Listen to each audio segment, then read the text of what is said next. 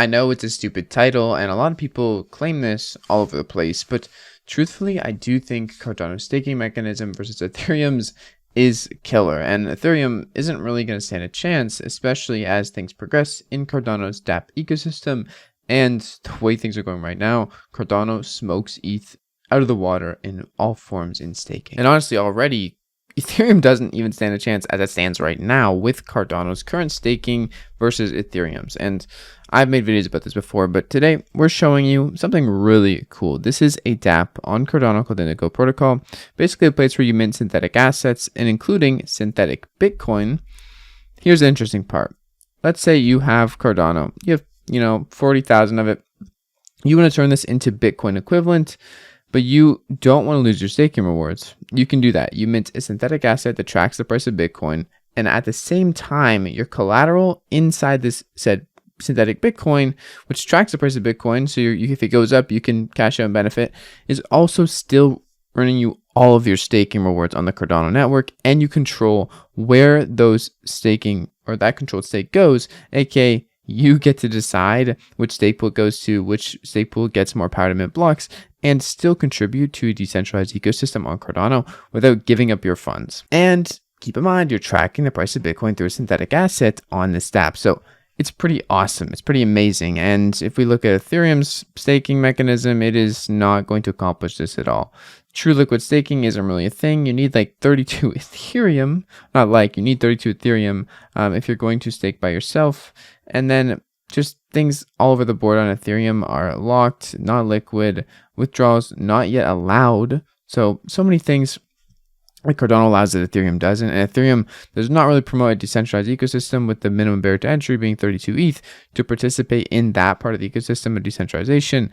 And Cardano, you can do it with as little as a few ADA. And also with a few ADA, you can control your stake, use it in a dApp to track a synthetic asset that is paired with Bitcoin, and still contribute to Cardano's network and decentralization. As you can see here, what Whale did was, in this example, deposit 39,000 ADA into Indigo as collateral, so it's no longer in Whale's wallet, minted IBTC or Indigo Bitcoin, a synthetic asset against it, and then keeps earning Cardano staking rewards on the 39,000 ADA the whole time. Well, that Bitcoin is minted. Say Whale wants to go back and claim that collateral, he can, burns the minted synthetic asset, gets his collateral back, and also the rewards the whole time have still been juicing and gathering for him, so he didn't have to worry about that. This to me is insane, and anyone on Ethereum who can't even stake their ETH liquidly or needs 32 Ethereum to start their own node up, they're probably blown out of the water too, because here we are on Cardano staking liquidly already, and even going to dApps now. So say you could go on Ethereum to the big dApps and mint out synthetic assets or wrapped assets, and then keep your collateral staked within the Ethereum network. They would be blown out of the water, but they can't do that. On Cardano, you can. That's why I do actually think that Cardano is killing Ethereum in the staking game, and using their UTXO model, which we're going to go over more some benefits in a sec. Ethereum is dying. Maybe not dying. I know Ethereum has a thriving ecosystem still, and there's a lot of great things on Ethereum, so I'm not going to say it's dying, but it's getting crushed and killed by Cardano's staking mechanism, at least on the regards that we've looked at today. Along with this, I want to go over Cardano's next big thing, and this is essentially input endorsers or Oroboros Leos, and it's definitely the most promising L1 upgrade to come. Not layer 2, not Hydra sidechain scaling, layer 1. I'm going to be leaving links to this thread by KTORS and this thread by Zygomeb if you want to check them out and learn more, or just read the paper on Oroboros Leos. Those will all be linked down in the description. But this is essentially a more or less, really big upgrade, one of the most ambitious ones. I'm pretty much saying that every time now. We have a layer 1 upgrade for Cardano to come to Cardano's layer 1. And yes, not sidechain, layer 1. Keep that in mind. The idea behind it is that Cardano right now mints or produces a block about every 20 seconds. And this essentially allows Cardano to work. That's how Cardano works. But most of this 20 seconds, the resources on the nodes required to mint these blocks is actually idle for a large part. Put simply, resources are currently underutilized in the node. Fundamentally, this is because Cardano blockchain is constructed and validated sequentially like a chain. The idea behind Leos is about utilizing those idle resources and making the construction of the chain more parallel. It is about harnessing the true power of UTXO, which is Cardano's native model, not accounting like Ethereum for that layer 1 blockchain. Now, there is a CIP or community improvement proposal if you want to get in on the discussion, talk about the flaws, talk about what could be improved, and it is pretty digestible. So I'm going to leave that down in the description as well for the more technical people, but if you're also not technical, it's worth checking out.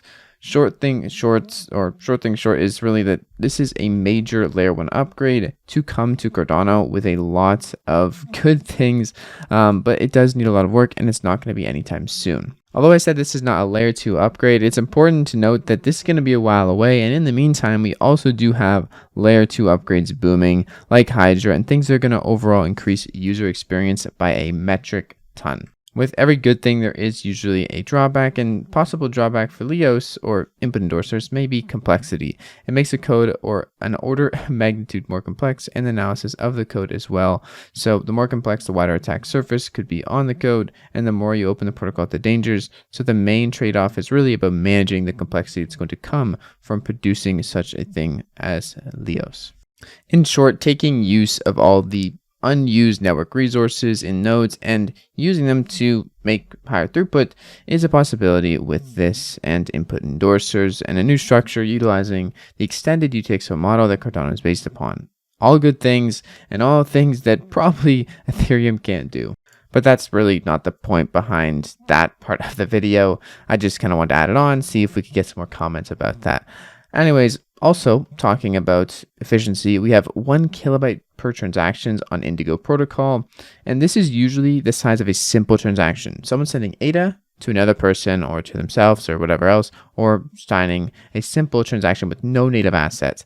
Indigo Protocol uses smart contracts and lots of assets going back and forth, yet their transaction size is 1 kilobyte. So I don't know what to say. Things are getting optimized here on Cardano. Things are looking good. And lastly, something I want to mention about Cardano's run-up and the ability for them to scale to a lot more users is going to be in developer tooling. I mentioned this time and time again, and we're seeing a lot more developer tooling coming to Cardano where people can come ahead and start coding on Cardano simply and run a cloud environment with all the tools needed for their dApps through multiple different things now, and it's awesome. Anyways, that's it for today's video.